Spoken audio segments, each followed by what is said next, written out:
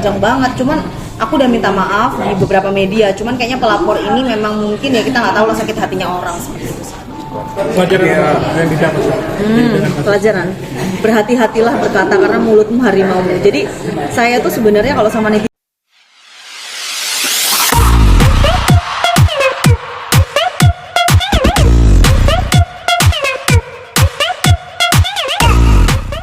Tiga bawang dulu ya.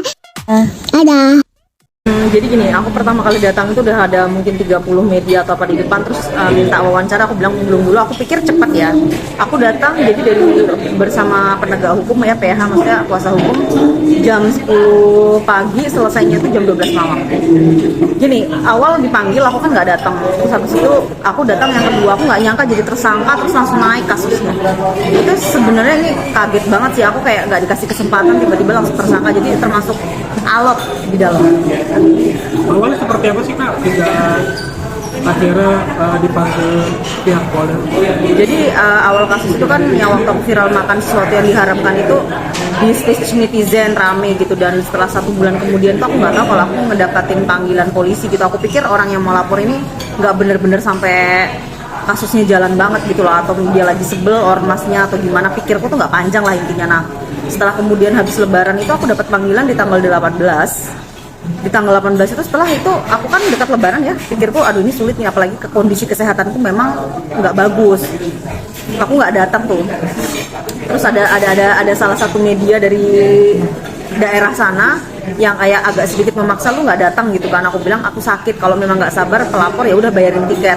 Pinternya si pelapor ini kemudian omongan aku tuh langsung dikasih penyidik, marah lah penyidik, kira kayak aku meremehkan hukum, makanya langsung naik tersangka saat itu.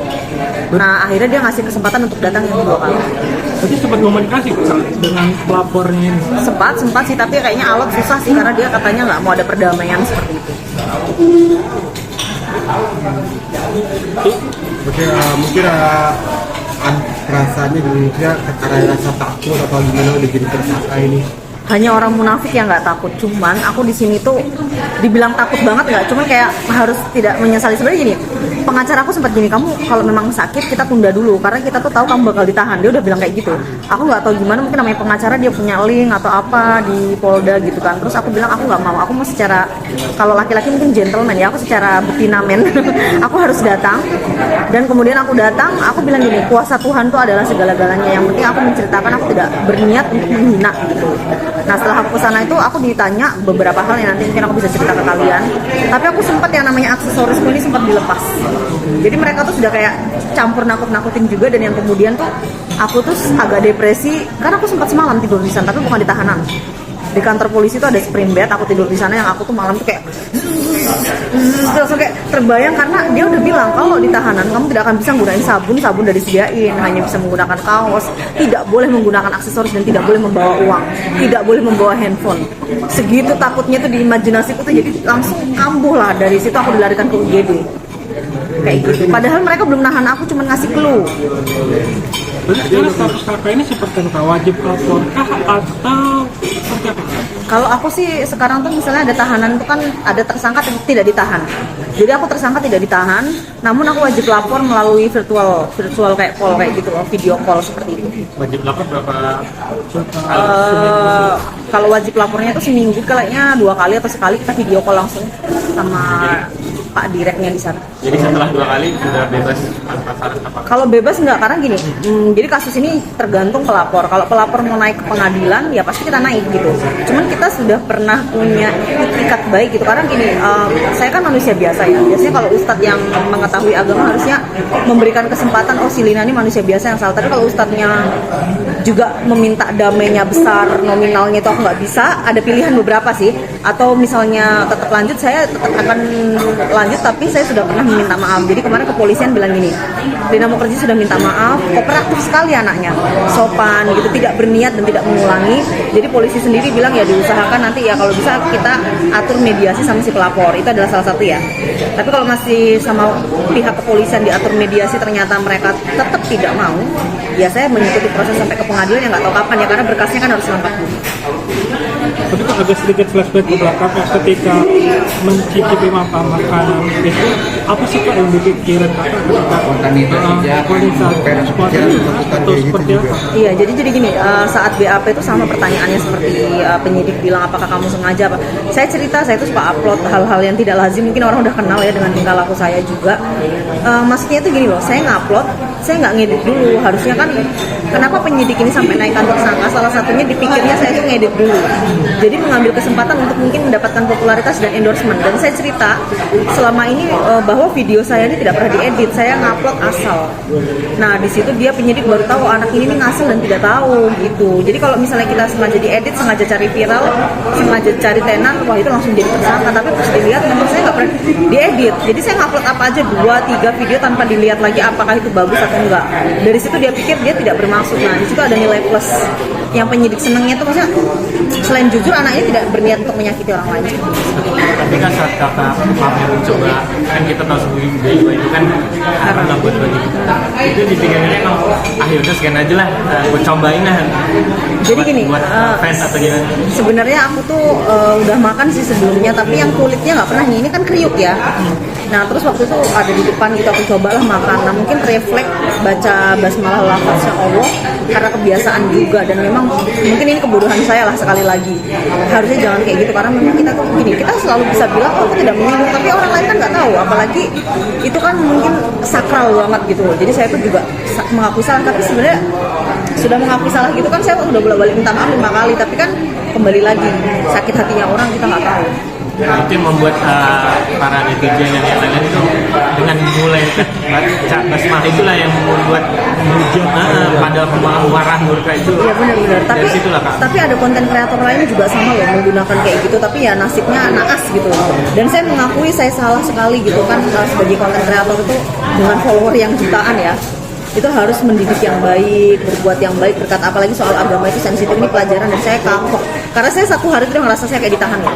Karena semuanya udah saya lepas gitu, jadi kayak begini kapok, nggak mau lagi karena takut banget urusan sama polisi ini terakhir kali. Terus terang depresi berat sampai sekarang lambungku suka kayak sakit gitu loh. Tapi setelah terlepas dari kita makan haram atau nggak haram, emang setiap makan kita emang harus belajar bismillah ya. Iya sebenarnya benar kata rekan media, kalau menggunakan bismillah mungkin sebuah kebiasaan. Tapi maksud aku gini, ke depan mungkin BAB ini kan sensitif di kita gitu. Jadi aku lebih harus berpikir orang tuh bisa nggak suka, lo tuh tahu haram orang nggak suka. Jadi sensitif orang beda. Kayak misalnya ini minum alkohol gitu, mungkin nggak sesensitif makanan ini gitu. Ada timbul pertanyaan nggak kalau emang nggak bisa baca bismillah, baca apa dan kalau kita makan hal-hal kayak gitu? Sebenarnya pro kontra loh, yang bela saya juga banyak banget. Itu adalah salah satu masukan untuk kepolisian juga. Maksudnya si Lina ini kan salah, tapi kenapa hukumannya lebih dari korupsi juga? Dan maksudnya dia muslim, dia bisa aja keceplosan. Nah itulah yang membuat sampai detik ini saya bisa, penyidik itu kasih kesempatan aku tuh kayak tahanan luar lah bahasanya. Karena dari pernyataan-pernyataan ini banyak netizen juga yang mungkin kan orang kan kritis, netizen ya sekarang itu orang bisa mengkritik apa segala macam. Kalau dia muslim ya itu misalnya dia refleks kayak gitu. Dampak apa sih Pak ketika mulai dia terkenal dengan makan babi itu, dampaknya seperti apa dengan hujatan netizen itu? Kayaknya saya buka semua YouTube apa semua platform sosial media, sini wajahku sendiri dia, dan itu semua pada komen mampus lah apalah gitu kan. Sebenarnya saya kalau dihujat nggak masalah loh, bukan itu sih, tapi lebih kayak sanksi sosial itu besar kalau urusan hukum sih.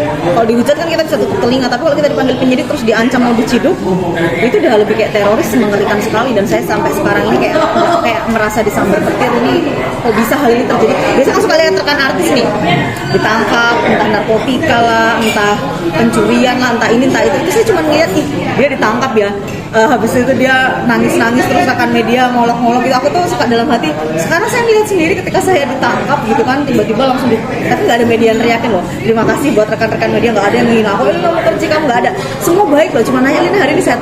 Kalau artis lain, woi suka diteriakin kayak gitu yang kasar-kasar, aku udah nggak bayangin nih, waduh kalau di depan media aku diteriakin, mentalku kayak apa. Sosmed kan kita bisa nggak lihat, kalau rekan media kan kameranya nyorot, tapi nggak ada sih yang ngomong itu. Aku thank you banget, walaupun mereka suka beritain kadang yang nggak sesuai, tapi ternyata ternyata pas di depan punya respect ya, mungkin karena kasusku juga bukan yang membunuh orang sih, jadi kayak mereka tuh lebih respect aja gitu sih. Terus sebagai wartawan sih harus respect sebenarnya. Tapi suka wartawan juga neriak-neriakin orang. Kak, terakhir dari saya, saat bikinin konten itu setelah masuk ke kamu edit, ada pikiran, aduh kok gue nyesel terus ada. Nah, perasaan minta maaf itu pas setelah viral apa sebelum viral, aduh gimana ya? Kalau awal sih aku nggak ngerasa salah, maksudnya awalnya kan gini, aku pikir aku nggak menyakiti, karena kalau menista tuh gini, kayak maaf ya dulu adalah pejabat yang kalian tahu siapa gitu kan, dia nyebutin ini begini, ini kitab suci begini, aku pikir begitu, jadi aku tuh awalnya tidak berpikir kalau aku tuh menista. Setelah viral, segala sesuatu kan setelah viral, nah itu jadi banyak ulama turun, makanya polisi kan pasti akan ada tekanan dari masyarakat ketika ulama ormas turun, di situ lah polisi cepet-cepet ngamanin aku seperti itu, karena katanya sangat meresahkan sekali dan viral sekali. Tapi mulai dari itu kakak mulai, Kalau aku sama maafin, minta maaf ya. aku udah mulai agak nyesel nih, banyak Gus Miftah, Ustadz nyentil kan, aku langsung kayak aduh kayaknya nggak enak juga nih kalau bermasalah sama Ustadz nih, panjang banget. Cuman aku udah minta maaf di beberapa media, cuman kayaknya pelapor ini memang mungkin ya kita nggak tahu lah sakit hatinya orang seperti itu. Pelajaran yang didapat Pelajaran, berhati-hatilah berkata karena mulutmu harimaumu. Jadi saya tuh sebenarnya kalau sama netizen tutup muka ya, tapi adalah musuh nih, kita kan punya musuh pasti ya, langsung ngechat mampus lo, mulut lo harimau lo. Jadi kalau musuh kita yang gituin kita tuh kan kita rasa wah dia seneng nih kalau kita digituin, jadi kita harus menjaga supaya musuh kita tidak punya celah untuk jatuhin kita. Ini kan salah satu kejadian ini menjatuhkan diri sendiri dengan tidak sengaja, karena kedepannya apapun yang terjadi jangan sampai musuh bisa menertawakan kita sih yang waktu. akan lebih berhati-hati dalam membuat Apapun, maksudnya gini, kalaupun kita mau seksi lah atau apa, jangan agama, ras, dimana kita menyakiti salah satu golongan gitu kan, apalagi kan agama itu di Pancasila ketuhanan yang Maha Esa, mau apapun itu. Oke, jadi ya kemarin kan sempat nginep ya, sempat nginep di kantor polisi. Iya, nginep 1 hari. Itu imbasnya kan kena mental ya sih. Karena mental banget, aku kayak nggak percaya. Ada kayak maksudnya konsultasi gitu ada. Aku memang udah depression lama sih kak, jadi kayak punya panic attack yang tiba-tiba takut, tiba-tiba kayak ngerasa jantungan apa pas di sana itu udah, aduh aku masih hidup nggak, aku sempat sampai kayak mati loh, kayak kaget kan gitu. Aku memang punya panic attack, jadi mereka tahu kalau mental health aku tuh nggak 100% bagus sih. Ditambah ada kayak gitu, jadi kayak dunia ini gelap banget loh. Dan aku nggak bisa ngebalas semua orang itu kan, karena media tuh masih di luar sampai kehujanan loh. Jadi aku tuh masih bingung kalau aku keluar sama media, masa aku cerita aku ditahan. Aku bingung mau apa. Tapi konsultasi dokter udah Belum sih kalau untuk psikolog, tapi kalau dokter yang untuk lambung, karena kalau stres kan ke lambung udah sih ya memang kronis sih. Makanya ini buat kalian loh, apapun yang kalian lakukan yang penting jangan urusan hukum aja sih. Mengerikan sekali. Ada ingin tujuan ke MUI nggak untuk seri Ya bolehlah rasis bantu. komen aja?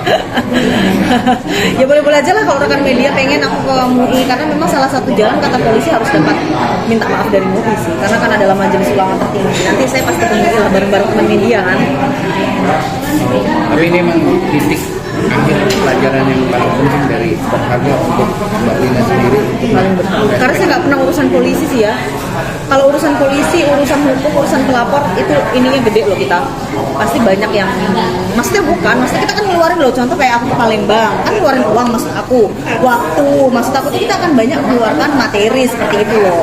Di luar sanksi sosial kita akan ngeluarin banyak uang yang akhirnya merugikan diri gitu loh. bisa sekarang lebih masih ke buat ini konten kan? lebih ke Sekarang masih buat konten kan? Ya kalau sekarang kan baru datang ke Jakarta ya belum dulu lah, libur dulu lah, kan lambungnya masih sakit juga. Tapi besok konten lah, joget-joget biasa aja. Masih nggak kapok ya? Loh, kalau kontennya positif ya nggak kapok lah. Kalau kontennya negatif ya kapok. Kalau nggak konten nanti materinya dapat dari mana? Kan kita ada bisnis, ada endorsement. Jangan pernah kapok, kan gedenya dari sosial media. Masa kita meninggalkan sesuatu yang sudah membesarkan? tapi respon dari keluarga teman-teman terdekat dengan kasus ini Ada pro kontra ya, ada yang kayak lebay, ada yang kayak gimana, ada yang kayak ya udahlah jangan ngulangin, macam-macam ya. Beda persepsi, beda orang. Kayak selebriti ada yang mengomentari Lina terlalu berlebihan atau apa ya. Intinya apapun yang terjadi aku belajar sangat banyak aja sih. Mulut saya ini kan kalau ngomong suka keceplosan, mungkin lebih direm lagi ke depannya, karena apa yang saya omongkan belum tentu diterima dengan orang sih, seperti itu. Ada keinginan kan untuk masyarakat terutama umat muslim untuk berminta maaf. Pasti saya sebagai umat muslim saya minta maaf banget, sudah melukai hati semuanya. Intinya saya nggak bermaksud seperti itu, dikasihlah kesempatan satu kali lagi. Biasanya kan sesama muslim itu masih mau memaafkan. Kalau Tuhan bisa memaafkan, masa kalian tidak bisa memberikan aku kesempatan? Dan ke depan siapa tahu aku menjadi konten yang lebih memberikan edukasi yang lebih baik dari kejadian ini. Jadi untuk umat muslim saya mohon maaf sebesar-besarnya, diberi kesempatan lagi. Terima kasih. Oke, saat ini tetap ya menjalankan karena ini negara hukum. Iya, kalau proses ya tetap harus ikut, tapi untuk tidak ditahan aja aku udah busuk terus. Setidaknya bisa cari uang lah sekarang. Iyalah, maksudnya kan kita bisa cari materi, bisa berpositif kayak gitu.